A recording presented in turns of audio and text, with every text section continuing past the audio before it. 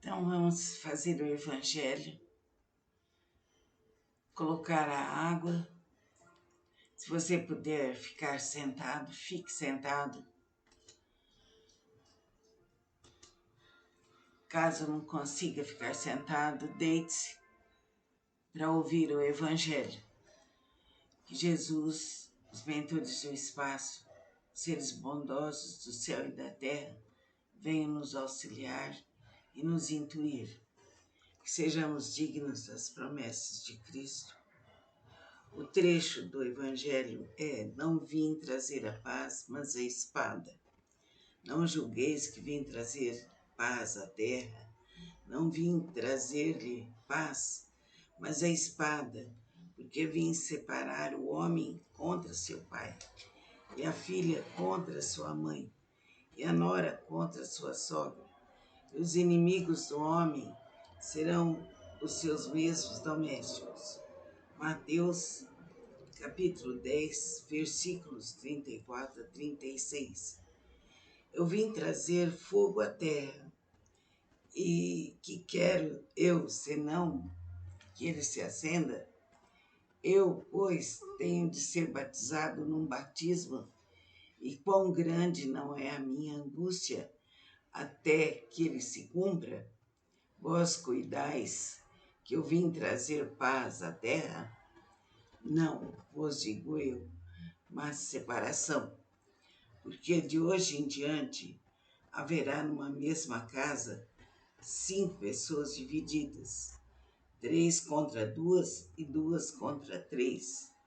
Estarão divididas o pai contra o filho e o filho contra seu pai, a mãe contra a filha e a filha contra a mãe, a sogra contra sua nora e a nora contra a sua sogra.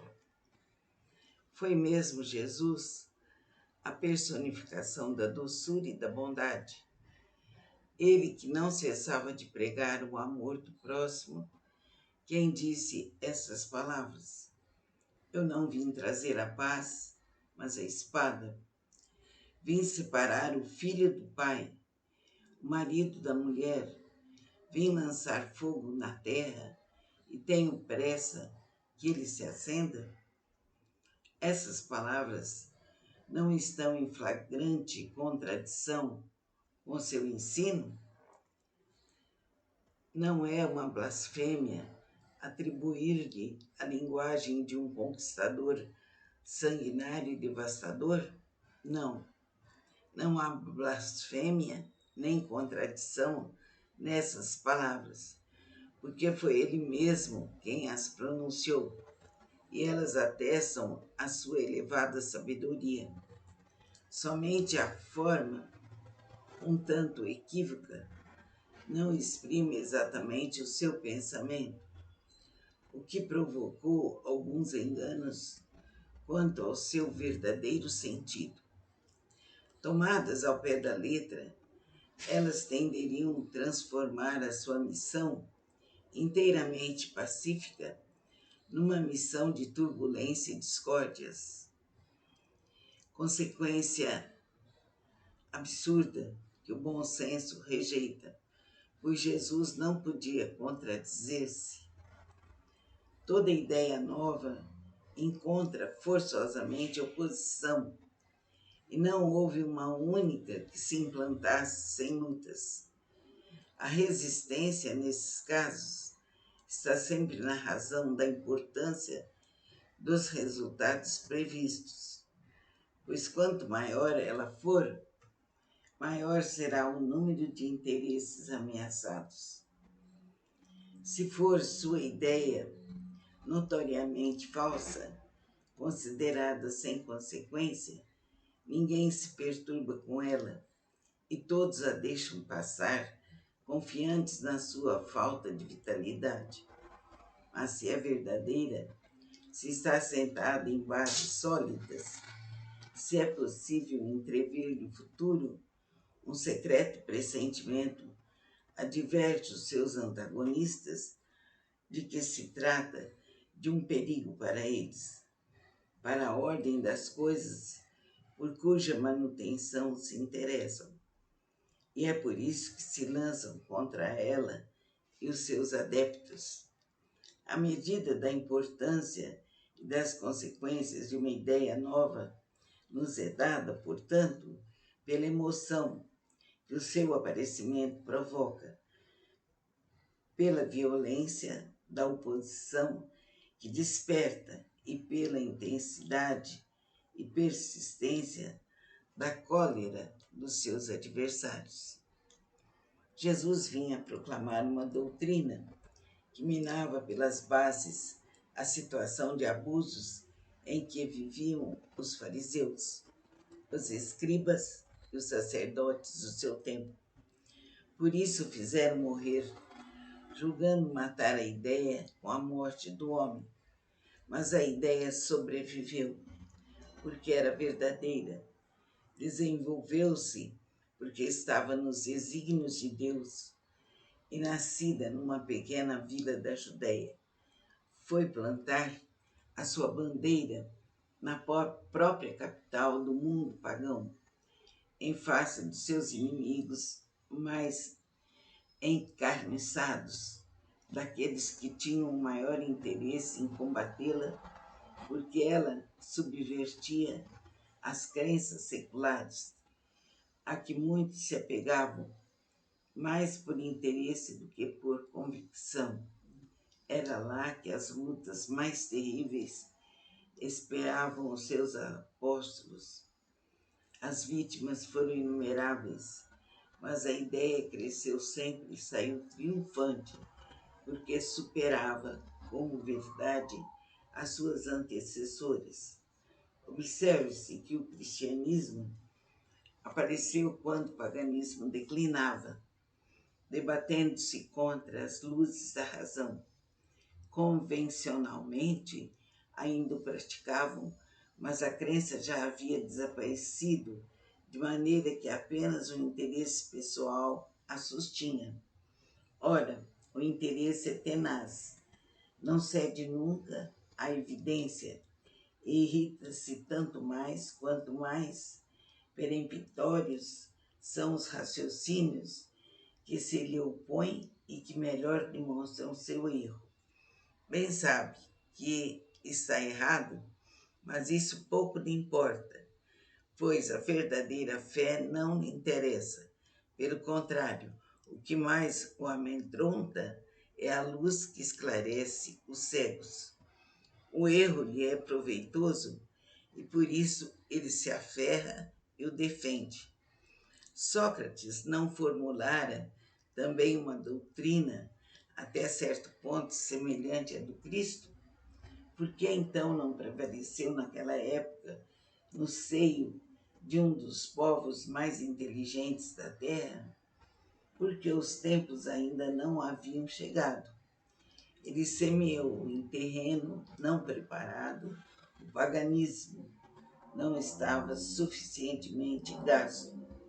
Cristo recebeu a sua missão providencial no tempo devido.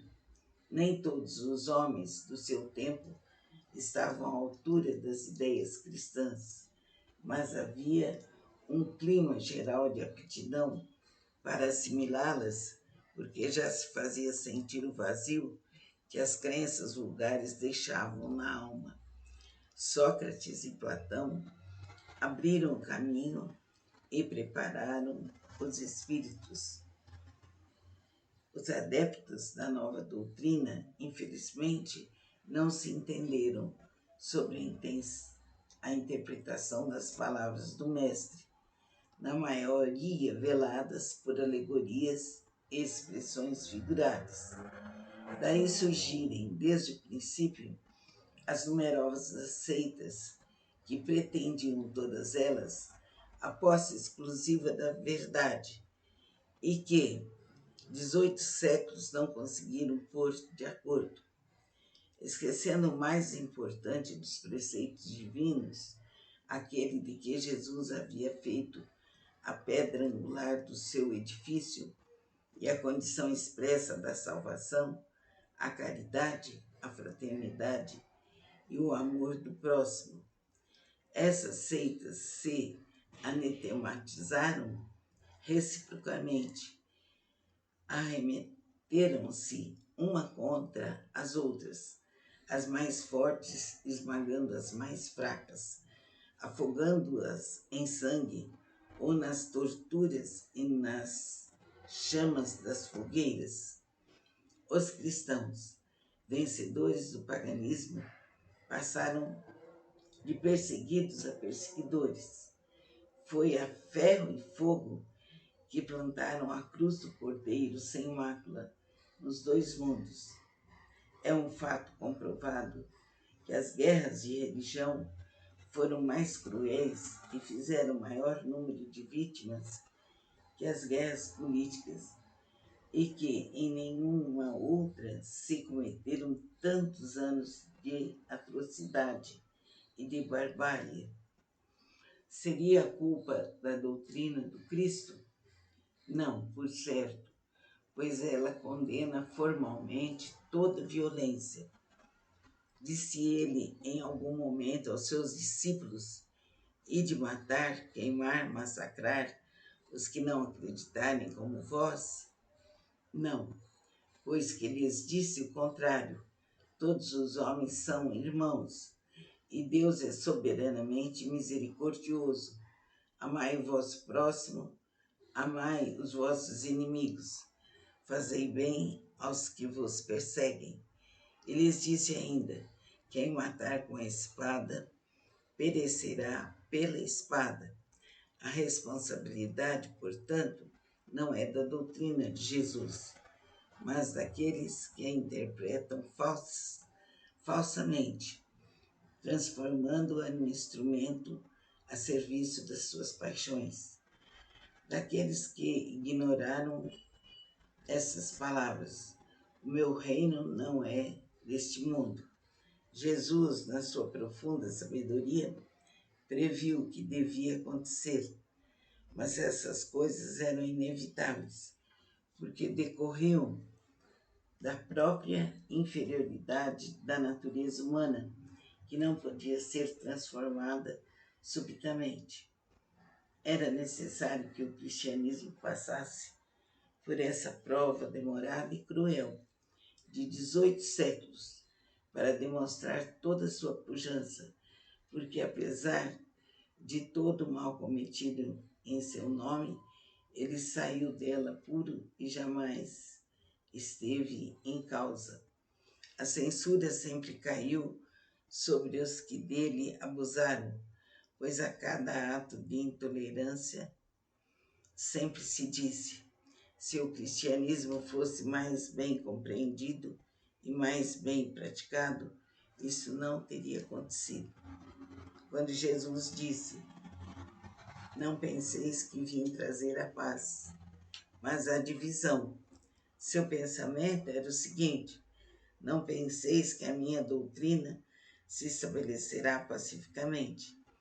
Ela trará lutas sangrentas, para os quais o meu nome servirá de pretexto, porque os homens não me haverão compreendido ou não terão querido compreender-me. Os irmãos separados pelas suas crenças lançarão a espada um contra o outro, e a divisão se fará entre os membros de uma mesma família, que não terão a mesma fé. Vim lançar o fogo na terra para consumir os erros e os preconceitos.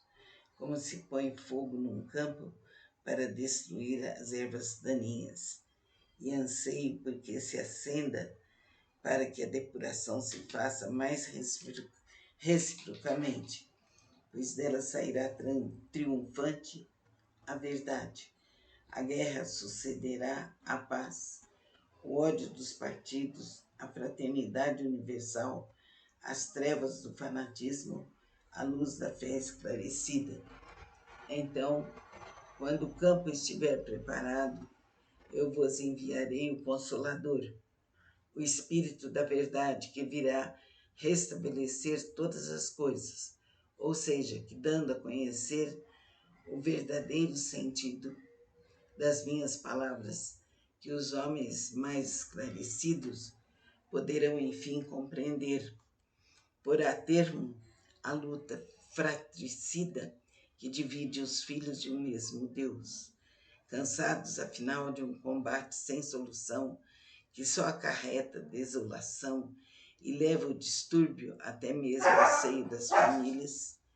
Os homens reconhecerão onde se encontram os seus verdadeiros interesses, no tocante a esse e ao outro mundo, e verão de que lado se acham os amigos e os inimigos da sua tranquilidade. Nesse momento, todos virão abrigar-se sob a mesma bandeira, a da caridade, e as coisas serão restabelecidas na terra segundo a verdade e os princípios que eu vos ensinei. O Espiritismo vem realizar num tempo determinado as promessas do Cristo. Não o pode fazer, entretanto, sem destruir os erros. Como Jesus, ele se defronta com orgulho, o egoísmo, a ambição, a cupidez, o fanatismo cego, que cercados nos seus últimos redutos, tentam ainda barrar-lhe o caminho e levantam contra ele entraves e perseguições. Eis porque ele também é forçado a combater. Mas a época das lutas e perseguições sangrentas já passou, e as que ele tem de suportar são todas de ordem moral, sendo que o fim de todas elas se aproxima. As primeiras duraram séculos, as de agora durarão apenas alguns anos, porque não parte de um só foco, mas irrompe de todos os pontos do globo e abrirá mais depressa os olhos aos cegos. Aquelas palavras de Jesus devem ser entendidas, portanto, como referentes à cólera que, segundo previa, a sua doutrina iria suscitar, aos conflitos momentâneos que surgiriam como consequência às lutas que teria de sustentar antes de se firmar, como aconteceu com os hebreus antes de sua entrada na terra prometida, e não como um desígnio premeditado de sua parte, de semear desordem à confusão. O mal devia provir dos homens e não de Jesus. A sua posição era do médico que veio curar, mas cujos remédios provocaram uma crise salutar, resolvendo os homens malignos do enfermo, resolvendo os humores malignos do enfermo. Então, o que eu senti em resumo desse trecho do Evangelho é o seguinte, que como Jesus ia implantar ideias novas do cristianismo, isso daí causaria desavenças e guerras. Então, toda ideia nova, para se implantar, é necessário que haja a guerra. Daí o trecho do Evangelho que diz, eu vim não com a paz, mas com a espada. Então, de fato é assim. Se nós vamos implantar uma ideia nova, às vezes há muita há muita guerra, há muita contradição, há muita, assim, muita o quê? Há muita divergência e com isso vem a espada, né? Então vamos considerar isso, porque as outras pessoas podem não gostar daquilo que está sendo querido e daquilo que está sendo, ou daquilo que está sendo, que nós queremos implantar, né? Então, daquilo que nós queremos implantar. E foi isso que aconteceu. Mas até mataram Jesus, né? Isso daí causou, assim, muita tristeza.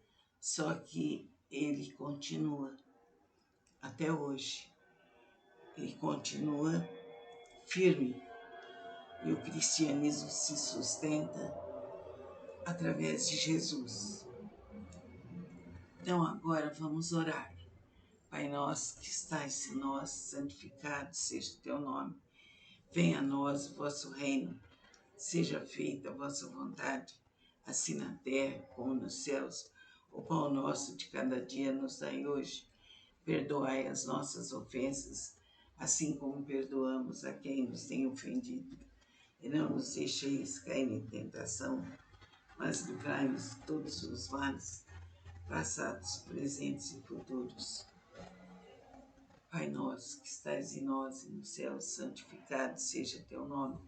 Venha a nós o vosso reino, seja feita a vossa vontade, assim na terra como nos céus. O pão nosso de cada dia nos dai hoje. Perdoai as nossas ofensas,